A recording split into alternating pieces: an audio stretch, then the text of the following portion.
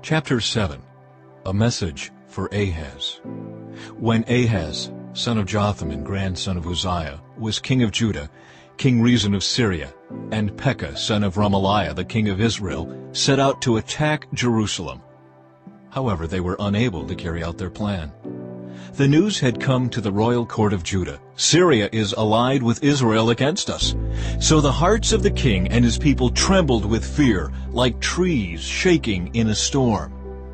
Then the Lord said to Isaiah, "Take your son Shear-Jashub and go out to meet King Ahaz. You will find him at the end of the aqueduct that feeds water into the upper pool, near the road leading to the field where cloth is washed. Tell him to stop worrying. Tell him he doesn't need to fear the fierce anger of those two burned-out embers, King Rezin of Syria and Pekah, son of Remaliah. Yes, the kings of Syria and Israel are plotting against him, saying, 'We will attack Judah and capture it for ourselves. Then we will install the son of Tabeel as Judah's king.' But this is what the sovereign Lord says. This invasion will never happen. It will never take place. For Syria is no stronger than its capital, Damascus, and Damascus is no stronger than its king Rezin. As for Israel, within 65 years it will be crushed and completely destroyed.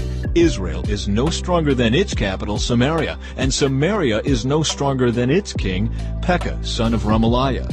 Unless your faith is firm, I cannot make you stand firm." The sign of Immanuel. Later, the Lord sent this message to King Ahaz. "Ask the Lord your God for a sign of confirmation, Ahaz. Make it as difficult as you want, as high as heaven or as deep as the place of the dead." But the king refused. "No," he said, "I will not test the Lord like that." Then Isaiah said, "Listen well, you royal family of David. Isn't it enough to exhaust human patience? Must you exhaust the patience of my God as well? All right then, the Lord himself will give you the sign. Look, the virgin will conceive a child. She will give birth to a son and will call him Immanuel, which means God is with us. By the time this child is old enough to choose what is right and reject what is wrong, he will be eating yogurt and honey. For before the child is that old, the lands of the two kings you fear so much will both be deserted. Then the Lord will bring things on you, your nation, and your family, unlike anything since Israel broke away from Judah. He will bring the king of Assyria upon you. In that day the Lord will whistle for the army of southern Egypt and for the army of Assyria. They will swarm around you like flies and bees. They will come in vast hordes and settle in the fertile areas and also in the desolate valleys, caves, and thorny places. In that day the Lord will hire a razor from beyond the Euphrates River, the king of Assyria, and use it to shave off everything, your land, your crops, and your people. In that day a farmer will be fortunate to have a cow and 2 sheep or goats left.